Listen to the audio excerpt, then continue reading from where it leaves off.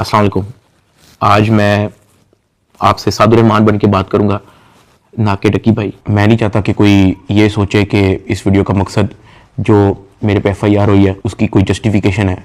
I am simply here to apologise. मेरे किसी भी कंटेंट से अगर आज तक कोई भी नेगेटिवली इम्पैक्ट हुआ है, मैं उस चीज़ के लिए माफ़ी मांगता हूँ। मेरी हमेशा से सिर्फ यही इंटेंशन रही है कि मैं लोगों को एंटरटेन करता रहूँ और कुछ ना कुछ जो है वो मैं नया लाता रहूँ। लेकिन मेरे अनजाने ना अनजाने में अगर मेरे से कोई कंटेंट कभी ऐसा पोस्ट हुआ है जिससे कोई नेगेटिवली इम्पैक्ट हुआ है, या कोई प्रमोशन ऐसी हुई है जिससे कोई नेगेटिवली इम्पैक्ट हुआ है, मैं उस चीज़ के लिए पूरे कौम से माफ़ी मांगता हूँ। Let the court handle. मैं लीगली इस मैटर को एंड तक देखूंगा। मैं कोर्ट्स के साथ पूरी तरह कोऑपरेट करने को रेडी हूँ और कर रहा हूँ। मैं इदारे के साथ पूरी तरह कोऑपरेट करूँगा और जो भी जज साहब मेरे केस का फैसला लेंगे मैं वो कबूल करूँगा।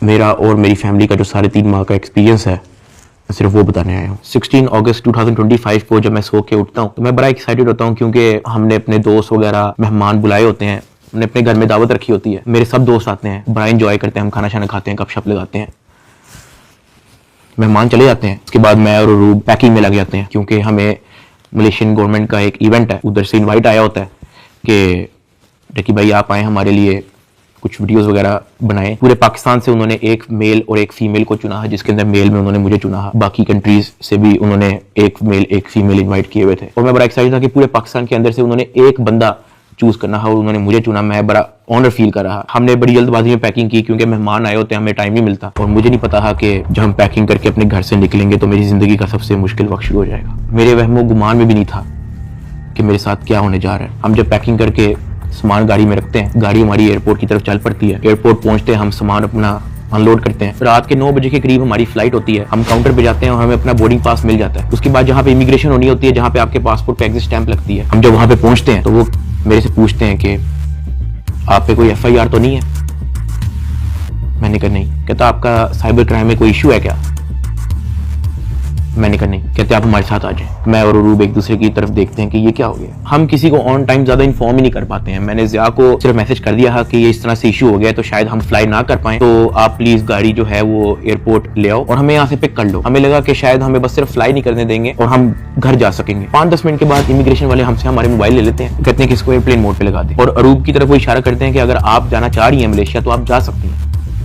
अरूब ने कहा नहीं, अगर साथ मेरे साथ जा रहा है तो मैं चले जाती हूँ, वरना मैं इधर ही ठीक हूँ। शायद ये मेरी गलती ही, मुझे उसको जाने देना चाहिए था, क्योंकि उसके बाद जिस चीज़ से मेरी फैमिली ने गो थ्रू किया है, मैंने यही रिग्रेट किया कि मुझे रूब को मलेशिया भेज देना चाहिए था। इमिग्रेशन वाले हमें एक रूम में बिठाए थे। मैं और रूब बस आपस में गपशप लगा रहे होते हैं कि कोई नहीं कल चले जाएंगे, कोई नहीं दोबारा टिकट करा के परसों चले जाएंगे, इवेंट भी 2 दिन के बाद है, कल चले जाएंगे। हम आपस में यही डिस्कस कर रहे थे। बिल्कुल मेरे अंदर इतना सा भी वहम गुमान नहीं था कि असल में इशू क्या। 1 घंटे के बाद इमिग्रेशन वाले आते हैं, वो कहते हैं कि आ जाए हमारे साथ। एयरपोर्ट के बाहर NCCI की टीम आई होती है, मुझे वो हथकड़ी लगाते हैं, मेरी गाड़ी में बैठा देते हैं। अरूब कहती है कि मैंने भी साथ आना। मैंने इसको कहा नहीं, तुम घर चली जाओ, मुझे नहीं पता क्या सीन है, मैं हैंडल कर लूँ। वो गाड़ी भी चल पड़ी थी, गाड़ी सीधा चलेगी NCCI ऑफिस गुलबर्ग। इस वक्त यूट्यूबर डकी भाई की गिरफ्तारी का हर तरफ चर्चा है। डकी भाई को लाहौर एयरपोर्ट पर उस वक्त गिरफ्तार किया गया जब अब इन्होंने मुल्क जा रहा था। NCCI लाहौर ने मारूफ यूट्यूबर सादुर रहमान उर्फ डकी भाई के खिलाफ मुख्तलिफ इल्जाम के तहत मुकदमा दर्ज कर लिया। साइबर क्राइम एजेंसी ने यूट्यूबर साद उर्फ डकी भाई के खिलाफ मुकदमा दर्ज कर लिया है। मशहूर यूट्यूबर डकी भाई कल रात से गिरफ्तार है। पाकिस्तान के सबसे मशहूर यूट्यूबर डकी भाई एक बार फिर बड़ी मुश्किल में फंस गए हैं। मुल्जिम को गुज़श्ता रात लाहौर एयरपोर्ट से गिरफ्तार किया गया था। यूट्यूबर डकी भाई बड़ी मुश्किल में, हुक्म जारी, मदाहों के लिए बुरी खबर। डकी भाई, डकी भाई, डकी भाई, डकी भाई, डकी भाई, डकी भाई, डकी भाई। रात के तकरीबन 11 बजे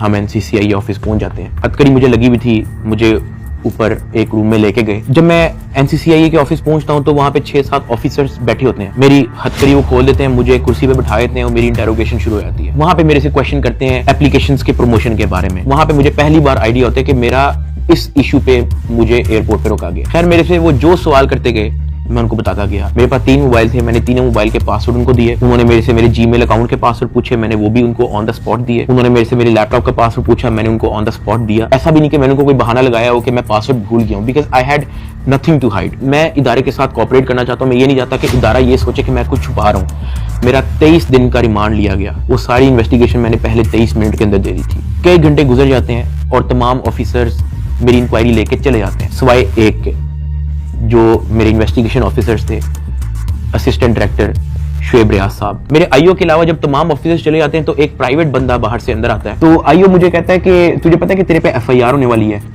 मैंने कहा यार मुझे थोड़ा सा एक्सप्लेन कर दें कि मेरे पे केस क्या है और क्या एफआईआर है और मैंने किया क्या है। तो जो प्राइवेट बंदा था जो बाद में आया था ना, वो कहता कि यार तेरे बहुत बड़े मामला आते हैं, तेरा बहुत बड़ा मैटर है, तेरे पीछे आईएसआई है, तेरे पीछे एमआई है, तेरे पीछे क्या क्या एजेंसी है। कहता तुझे पता ही नहीं है कि तूने क्या किया। तो वो मेरे पे ये इंप्रेशन डाला था कि हर इदारा जो है वो मेरे पीछे पड़ गया। साथ ही कहता कि लेकिन अगर आप हमारे साथ कोऑपरेट करेंगे तो हम आपके साथ कोऑपरेट करेंगे। मेरा तो काम ही कोई नहीं है। मैं सुबह उठता हूँ, फैमिली को टाइम दिया, बेगम को टाइम दिया, एक आधे दोस्त को टाइम दिया, जाके व्लॉग वगैरह बना लिया, घर आए, सो गए, दैट्स इट। इसके अलावा मेरी लाइफ में कुछ है ही। मेरे माइंड में 100 सवाल आना शुरू हो गए, लेकिन मेरे पास जवाब किसी का नहीं था। फिर उन्होंने मेरे पे एफआईआर दे दी, मुझे हवालात में बंद कर दिया। मैंने जिंदगी में कभी हवालात नहीं देखी थी। उस रात मैं नहीं सोया, मैं जागता रहा, रोशनी होगी। हवालात में सिर्फ एक ही लड़का था, मैंने उससे भी कोई ज्यादा बातचीत नहीं की। सुबह 10-11 बजे के करीब एक बंदा आया, उन्होंने मुझे हथकड़ी लगाई और मुझे कोर्ट ले गए कि आपको जज साहब के सामने पेश करना है। मेरी फैमिली में से किसी भी बंदे ने आज तक कोई कोर्ट, कोई कचहरी, कोई पुलिस स्टेशन, कोई हवालात, कोई थाने, उनमें से किसी चीज का उनको नहीं था पता। जज साहब ने 2 दिन का रिमांड दे दिया। मुझे तो रिमांड का मतलब ही नहीं था पता। मुझे हथकड़ी लगा के फिर से एनसीसीआई ऑफिस ले जाते हैं और मुझे हवालात में बंद कर देते हैं। उससे नेक्स्ट डे की बात है, मेरी इन्वेस्टिगेशन चल रही होती है। एडिशनल डायरेक्टर एनसीसीआई सरफराज चौधरी साहब वो अचानक कमरे में आते हैं, मेरी तरफ देखते हैं, कहते हैं कि ए मुंडाई। आईओ कहते हैं हाँ जी। कहते हैं इसको लेके आओ मेरे पास। आईओ हथकड़ी पकड़ता है, मेरे हाथ पे लगाता है और कहता चल। मुझे जब हथकड़ी लगा के एडिशनल डायरेक्टर रूम में लेके जाते हैं तो वहां पे 5 ऑफिसर्स बैठे होते हैं। एडिशनल डायरेक्टर सरफराज चौधरी साहब मेरे से पूछते हैं कि तुम कौन से एप्लीकेशन के कंट्री हेड हो। मैंने कहा कि सर मैं किसी एप्लीकेशन का कोई कंट्री हेड नहीं हूँ। वो अपनी कुर्सी से अचानक उठता है, कहता तेरी माँ किधर से आता है पैसा तेरे पास। मैंने कहा सर मैं यूट्यूबर हूँ, मेरे 8 मिलियन सब्सक्राइबर हैं, उधर एडसेंस अभी मैं बात कर ही रहा होता हूँ। कहता है कि तुम मेरे वतन अजीज के बच्चों को खराब कर रहे हो, क्या करता है तुम्हारा बाप। मैंने कहा जी यूनिवर्सिटी के अंदर प्रोफेसर है। तो कहता तुम इतने क्यों हो। मैं चुप रहता हूँ। वो चीख के बोलते, कहता बोल। मैंने कहा जी सर मैं सिर्फ वीडियोस बनाता हूँ, मैं यूट्यूबर हूँ। माँ बहन की गालियां वो देता रहता है। उसने मेरे मुंह पे बहुत जोर का थप्पड़ लगाया। मैं बिल्कुल चुप होकर ऐसे मुंह नीचे करके खड़ा हो गया। तो कहता मुंह ते कर, मुंह ते कर। अभी मैंने मुंह पर किया नहीं था। वो जोर से चीख के कहता मुंह ते कर। अभी मैंने वो मुंह पर किया ही था, उसने मुझे दूसरा थप्पड़ लगाया।